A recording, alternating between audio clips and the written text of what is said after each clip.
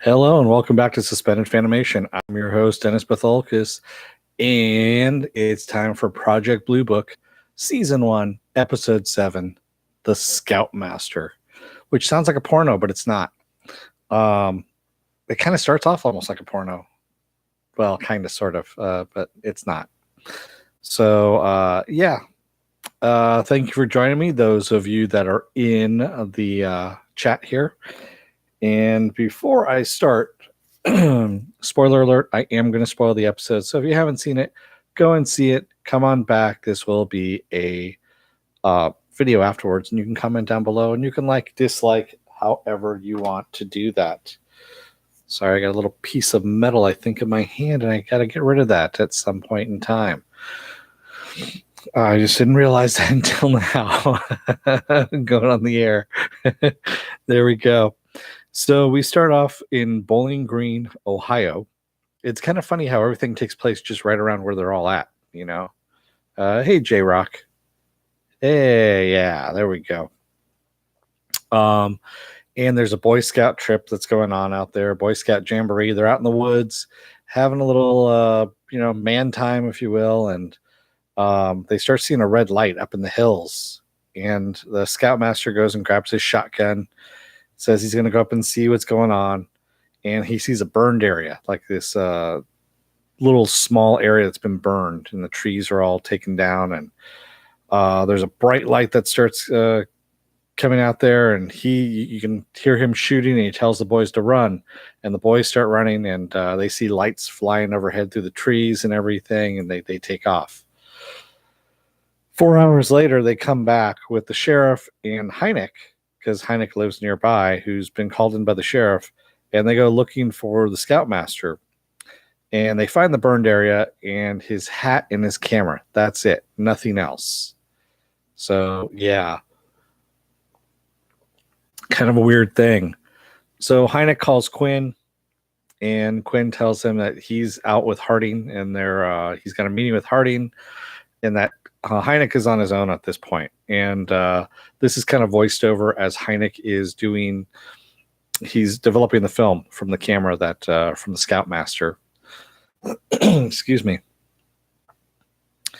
And so he develops the film, and we see a shot of the Scoutmaster in pain with lights behind him. He's got his hand up, and all this kind of stuff, and there's lights behind him.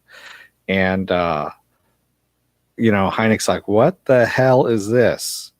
In the meantime, Quinn and Harding are out in their car. They're in civilian gear, and Harding tells Quinn that they've tracked down Rizzuto, who is now on the run. He was in custody. They let him go, but not before they realized something disappeared from the base, and he took off.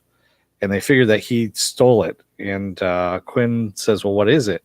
And Harding says, "Well, it can turn the tide of the arms race. So we need to get it back from him."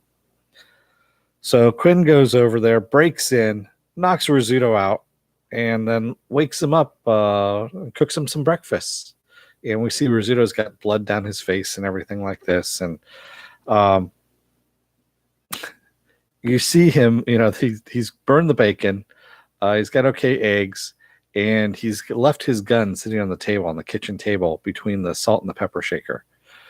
And Rizzuto's looking at the gun. He goes, "Can you pass the salt, please?" He goes, "Why? Can't you get it? It's right there. Just reach for it." So Rizzuto finally reaches out, grabs the salt, and he goes, "Your gun's unloaded. It's empty." And he realizes that, of course, Quinn is trying to interrogate him. And he goes, "You know what?" He goes, "I've been interrogated by the best. And you are definitely out of your league." And then he basically tells Quinn all about, everything that he knows about Quinn, like where he grew up and all this kind of stuff. And Quinn is pretty much in deep shit at this point. Yes, plenty of sausages with phallic meanings. Yes, I'm not going to go there. And so yeah, it's not going his way. In the meantime, Hynek is interviewing some of the Boy Scouts about the night the Scoutmaster disappeared, and they don't know anything. They don't have anything going on there, and he's leaving without any information, of course. And one of the older boys runs up. He says, "I didn't want to scare the other kids, but there is something. It's an old legend. I didn't want to think it was true." He is, but it's an old Indian legend, Native American Indian legend about star people returning. And he leads them to an old cave with drawings that are on it. And the drawings look kind of similar to the ship that's in the photo that the Scoutmaster took. That's on the film there. And he also ends up seeing on the walls the triangle image that the man in black had shown him that led him, to that carnival thing. So it's kind of weird what's going on there. Excuse me. In the meantime, Rizzuto and Quinn are still talking, and Rizzuto brings up this whole thing about the fellow traveler. And he says, ever heard the term? And of course, Quinn's never heard the term the fellow traveler, which is a UFO term. The fellow traveler. So it's something that, again, Quinn is out of his depth on this one. And, Rizzuto tries to tout communism to Quinn, and Quinn isn't buying it and basically saying, you guys are dumb, basically. And, he goes, that's the reason why we're routing you commies out and all this kind of stuff. And Rizzuto tells Quinn that he's just trying to oppress the brass, and basically how they used him and the military's used him to basically torture war criminals. And he goes on and on and on, just getting Quinn more and more pissed off. And Quinn warns him, says, don't do it, don't push me. And then he stabs Rizzuto in the hand with a fork, pulls it out, and then tells him to go wash it off, which is like, yeah, wow, okay. In the meantime, the sheriff ends up taking Hynek to this guy named David, who's a Native American who knows about the Star People. And David has seen the lights up where the Scoutmaster has disappeared. He's seen these lights before. So, yeah, basically, the same symbol, Fanobi. And, excuse me, we're cutting back and forth between Quinn and Hynek, what they're doing. And Rizzuto keeps asking Quinn keeps asking Rizzuto questions. And he says, now we're going to play a different game. And he says, where is it? What did you take from the base? And he goes, well, what are you talking about? Wrong question. He pulls out a bullet. And he goes, where is the thing that you took from the base? And Rizzuto's like, I don't know what you're talking about. And Quinn pops the bullet into the chamber, spins it, closes it, says, where is the thing you took from the base? And Rizzuto's like, I don't know what you're talking about. Click. He goes, I don't have it. Whatever you're looking for. And Quinn, of course, clicks the empty chamber on him. And Rizzuto's like, what the hell, man? And that's when Quinn tells him, he goes, you slipped up.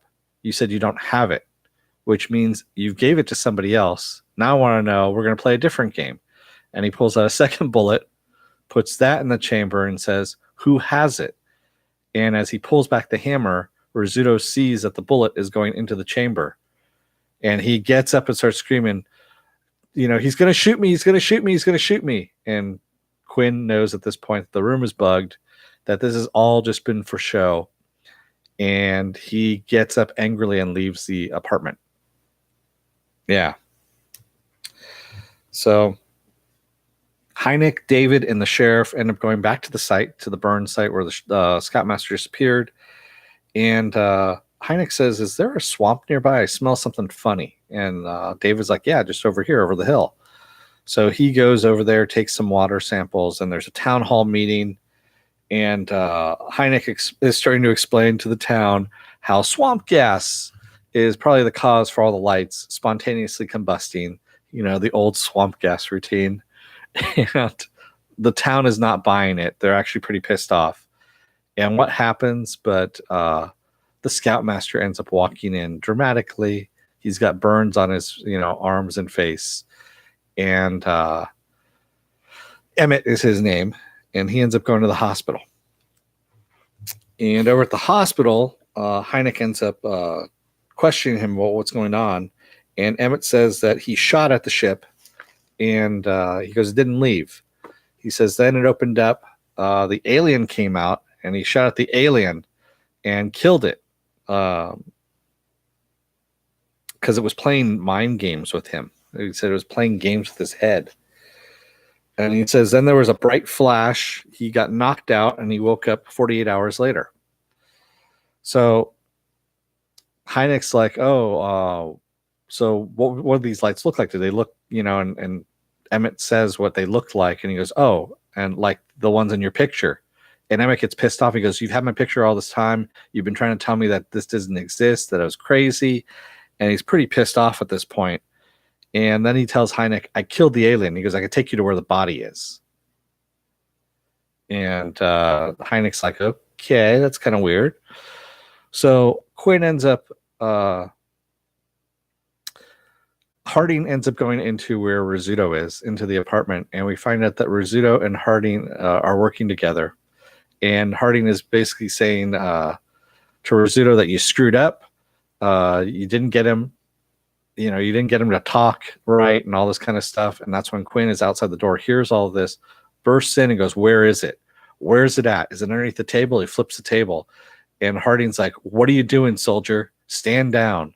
And he's looking all over the place underneath the rug. And then he finally looks at the lamp and sees the bug that's in there. And gets pissed off and leaves. And Harding's yelling at him about this entire time to stop. And finally he does. He stops. And Harding... Quinn says, so basically I was being interrogated. That was my interrogation. And Harding says, yeah, we flipped Rizzuto back at the base. He's actually a double agent now. So, yeah. And they kind of thought that Quinn had taken whatever it was from the base that disappeared, which, of course, is that little alien doodad that Hynek took, that the man in black had sent him over to go and take. So in the meantime, Emmett takes Hynek out to the place in the woods and says, here's the alien. Here's where it's at. And he picks up an alien skull, or an elongated skull. And Hynek says, well, you know what? There's been a lot of work in, acrylics as of lately. It's a new material that came out from the war. And he goes, if you burn it, though, acrylic shines, whereas bone burns and gets black. So he takes out his lighter and he burns it, and of course it doesn't get shiny, and it's real bone. And of course Emmett wants to, of course, immediately release this to the press, and Hynek's like, whoa, wait a minute. He goes, if we release this, people are going to panic. We don't want people to panic. We got to figure out what's going on here. And Emmett, of course, is really pissed off at him at this point. So Hynek calls Quinn and tells him that he, about what's going on, and says he needs to see him immediately. And Quinn's like, yeah, we do. I need to see you immediately too. There's some questions we need to talk about. And so Quinn ends up showing up, and they meet over at David's place. And Hynek ends up bringing the skull into David and shows him. He goes, and David says, where'd you get that? And Hynek says, you know what, my colleague in anthropology said that you would know a lot about this. And of course they go out into the woods, and it's an Indian burial site. And David's ancestors used to practice the skull binding. So they used to elongate the skulls in honor of the Star People. And it doesn't happen anymore now, of course, but one of the graves they go out to, they find the skull missing, has been desecrated. It's been robbed. So they know that this whole thing's been a hoax this entire time, and that Emmett more than likely has robbed the place. So Quinn and Hynek end up calling in Emmett and his wife to the town hall to go and meet. And basically, he tells Emmett that, Emmett did he says basically, what did the moon look like that night? And Emmett can't tell him. He goes, it was a full moon. He goes, and full moons cast shadows. He goes, take a look at this photo. This photo doesn't have any shadows. He goes, you want to know why? It was taken 2 weeks ago during the new moon when there was no shadows whatsoever. And he says, this is why it's a hoax. He says, you did trick photography where you superimpose the images on top of each other. And he goes, so this is a whole hoax. And he says, but when you were missing, someone had to plant the skull, so someone was working with you. And at this point, he brings in the sheriff and Brian, the Boy Scout, the older Boy Scout. And he says, the sheriff was the one that helped you out because he had dirty hands. And the sheriff's like, well, dirty hands aren't, and also had access to the Indian tribal site without having to be questioned, for going on to the Indian site. Excuse me. Since he was a sheriff and he actually can go onto that site without question. And it turns out that Brian works as in the telegraph office, and the sheriff had sent out a telegraph to Hollywood. And this is before Emmett had reappeared, talking about the UFO and the story, and sent out the story to Hollywood to see if they could get a movie deal. And of course, they got a response back from Hollywood that they were interested in the UFO story. So all this was done to basically sell a movie story. That's what this was. And Quinn says, filing a missing persons report to the government is a crime. So we're going to look into that too. Where's the show at, is what you're asking, J-Rock. This is on the History Channel. So finally, Quinn grabs Hynek outside and he goes, I have a question to ask you. And he goes, I want you to act like one of these Eagle Scouts. He goes, and tell me the truth. He goes, did you take anything from the air base when we were out there last time? And Hynek's like, what are you talking about? He goes, this is what your whole trip was with Harding all this time, was to investigate that? And he denies it. And then we have a really weird montage of flashes of Hynek in the cave, and the Man in Black saying, you'll know when you're ready, and then I need you just like you need me, kind of thing. It's just very weird. And then we have Hynek back home. That's the only thing about this episode that was weird, was that whole flashing back and forth thing about what he was seeing. And finally we get him at home. He's taken that alien artifact and he's hiding it in the trunk of his car. And as he hides in the trunk of his car and his wife calls him in for dinner, he closes the trunk and we see the taillight flash a couple of times and then the glass start cracking because of whatever the alien artifact is doing. Yeah, no Mimi this episode at all. So we didn't have any Mimi or Susie interaction at all. This was all just about the case, which wasn't bad. But I kind of like the Mimi stuff too. To tell you the truth, I'm not. I miss the wife. I mean, her little storylines actually make up a good. It's a good little sidebar, if you will, the B storyline, if you will, and still a good show. I mean, definitely, but I mean, they need to make room, of course, for Quinn, since Quinn wasn't with Hynek on this one and had his own storyline going on with Harding. That's the reason why they went over and did it this way. So. What did everyone else think there? I know Joe Greer the third. Did you actually see it? Yeah, it's already gotten picked up for season 2. I talked about that on Saturday, and yeah, I'm definitely looking forward to what they're going to bring into this thing. It's already pretty damn good, but again, it's Robert Zemeckis is producing it, so I kind of had a feeling this was going to be a good show to begin with, and it hasn't disappointed as of yet. Joker the Third says, movie, have you seen the Suspiria remake or update? Oh, you're talking about something else there. You're playing catch up on the DVR. Okay. Yeah, and J-Rock, yeah, it's on the History Channel. You can watch the first episode. I think you can actually watch pretty much all the episodes for free. I think they make it free the day after, if I'm not mistaken. I know the first one's up there for free, definitely. But yeah, it's some good stuff.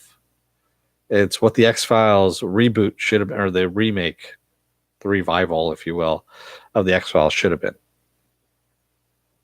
And what else do we have here? I know someone was talking about other stuff as well. He says, by the way, maybe it's just me, but I felt the episode where the military partner got zapped in the truck and witnessed the lights he was starting to believe, almost reverse role, then seemed to flip back.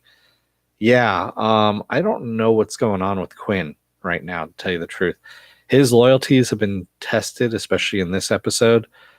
And I thought he and Hynek were on the same page at one point, and then I saw Harding and Valentine both kind of turned him again in the last episode when they were dealing with Rizzuto, and basically kind of letting him in that the lights in the sky were actually of Russian origin, and they, that's all they could tell him really.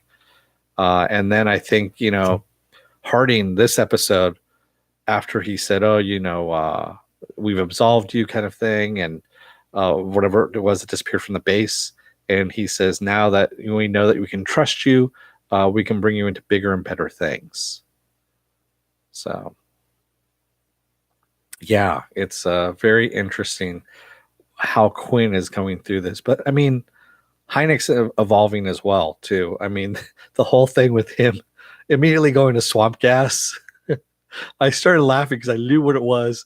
When he started to test it, I'm like, he's gonna talk about swamp gas, isn't he? Yep, he's gonna talk about swamp gas. And sure enough, swamp gas. Movie for Nobody says, that craft that vanished in the base, did it come back or show again yet? Nope. We haven't seen what happened to it. But we might find out next episode. Who knows? Yeah, it'd be interesting to see what happened with that craft and what's going on. Well, yeah, excuse me. So, with that said, if you like what you see, hit the subscribe button. Also, hit the like button. If you don't like what you see, hit the dislike button. Either way, if you want to know when I'm going to have a next live stream come up, hit the little bell. That's the notification button. And you get a 50-50 chance of YouTube actually notifying you when I'm on again live. It's really kind of, hit and miss with that. If you're still on the fence about subscribing, take a look at the videos up in here. What YouTube does, it takes the algorithm of everything that you watch. Yes, because they do watch what you watch and, track what you watch. And they match it up to the stuff that's in my video libraries. They pick the best item for you and they will put it up in here. And then if you do like it, hit the subscribe button if you want to see more of that kind of stuff. Sorry, I keep hitting my table here and bouncing things around. Earthquake. Yeah. Ring my bell. So what I'm covering show wise, Monday nights is Future Man, Tuesday nights is Project Blue Book, Wednesday nights is Deadly Class, Thursday nights is Gotham, Friday nights is Doom Patrol, Saturday mornings I do what's called Saturday Morning Blast Off, and that's where I take all the genre news of the week and basically talk about all of that. Also, any genre stuff that you guys want to talk about, if I know anything about it at the time. And Sunday, and it's up on the website, yes, is Umbrella Academy. I'm going to be covering Umbrella Academy. If you haven't seen it on Netflix, go and watch it. It's a great, great series. It's not the same as the comic. It is based on the comic, but it is its own entity and just as delightful. Also, if you want to see what my schedule is, it's up on my website, suspendedfanimation.com. It's also on, excuse me, on Facebook. I have it up there, and I'm also on Twitter, but the schedule's not up there. But I am on Twitter, and I'm on Instagram as well. So again, take a look at the videos up here. Take a look, hit the subscribe button over there. Hit the like button, and ring the bell. Other than that, thank you everyone who's in the chat tonight. I know it's late for some of you guys out in the East Coast, so I will let you go and get to sleep. And don't let the door hit your ass on the way out. Otherwise, someone may end up robbing a grave.